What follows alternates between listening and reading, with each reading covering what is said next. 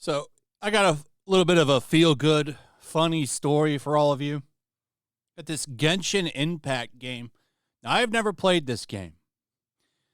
I know a little bit about it, not a lot. It's like a free-to-play game. It's got anime characters in it, well, anime-looking characters, and it's a successful game. Very successful game. Makes a lot of money. It's got new DLC coming out. This was dropped 14 hours ago. 1,000 dislikes to 39,000 likes. Just wanted to take a look at the comments.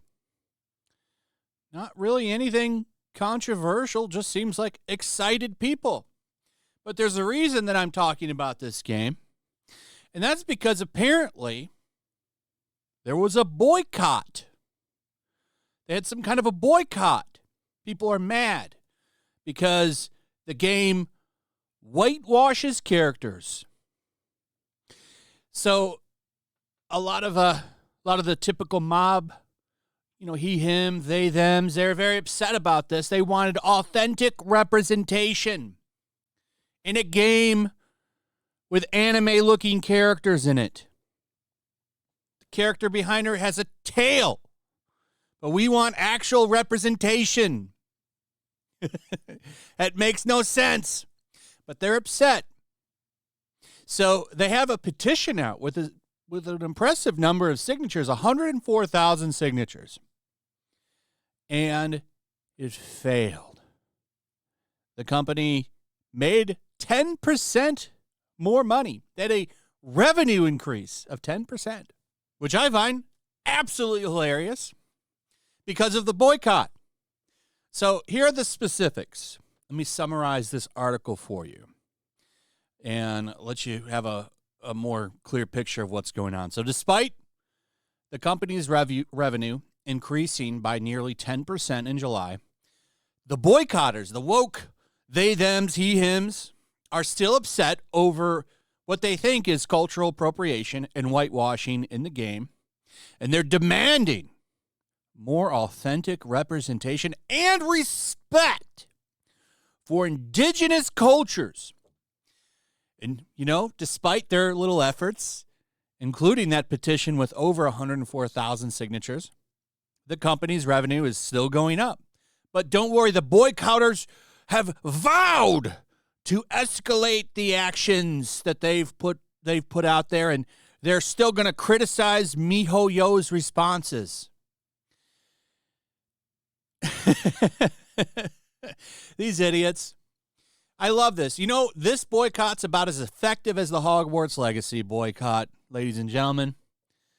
And effective, by that I mean useless and worthless, and nobody cares. What I love about these kinds of boycotts is it shows these people just how little people actually give a shit about their causes, their stupid woke bullshit. Nobody cares.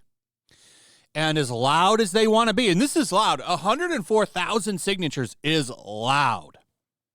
Nobody gives a shit. Money keeps going up. In fact, their boycott probably had people spending more money because they're annoying asses. So by all means, keep going. Nobody cares. Nobody wants authentic representation in a game of anime characters. They all look like anime characters. That's all that matters to people. No one gives a shit. But, we got to go out there and boycott. Good. Yeah, you're doing a great job. You're doing a great job. I remember when this kicked off, I just laughed because I knew it wouldn't work. And sure enough, the game where there's cat people still does well. It's just cat ears and tails, if that's right. Yeah, but we need authentic representation. This isn't the real world. You almost said the F word actually gets you demonetized now. So, yeah, keep it up. You're just going to make this company more money. But I love this because it shows woke people that nobody really cares what they have to say. They just kind of get ignored because they're unlikable. All of them watch people have happy lives and they sit there in misery. There's more examples of failure. You have this, what is this Capes game? Some tactics game that came out. Apparently, it had Sweet Baby influence. Cabrutus added it to the DEI detected website. So they worked with Sweet Baby. Sure enough, 11 players right now. Well, I've had this window open. Let's reset it. 8 players right now. 23-hour peak. Or no, 23 in the 24-hour peak. The all-time high of people playing at one point was 664 people. This game is dead. It came out. Apparently, they got upset about all of it. And we're trying to tell people, none of this matters. Our game is well received. People talked about it. So here's what's going on with that. They're not happy about the criticism that they've gotten by being added to the DEI detected website after they consulted with Sweet Baby. And from what I understand, from what I've heard, is they tried to hide this. They tried to hide their collaboration with Sweet Baby. Now, I'm not 100% sure on that. I heard that in somebody else's video. So take that with a grain of salt. But they still worked with Sweet Baby. And the developers, they responded on a bunch of Steam forums, and they were highlighting some of the positive things from player feedback and the updates. But recent reviews of the game have been mixed.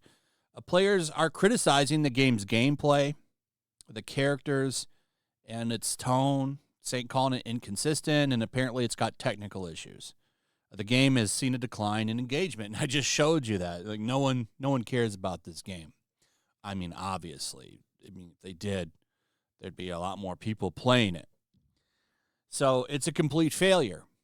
But what is funny is check out some, like IGN, of course. There's this Capes game right here. What did they give it? Naturally, an 8. They jumped right in and gave it an 8. IGN quickly becoming the new Kotaku. Polygon. Well, is it diverse and stuff? Well, it's better than F that XCOM game. This is the way to go. So failure all around for DEI and woke people. I always enjoy that. Genshin Impact making money despite this shitty boycott is beautiful. This Cape game, another DEI failure. Work with Sweet Baby, you get that Sweet Baby Death Kiss. I always get a kick out of that. So anyway, let me know what you guys think about all of this in the comments. Also, if you would, please like, subscribe, share the video. Make sure you're still subscribed. Hit that notification bell, and I'll see you on the next one. Peace.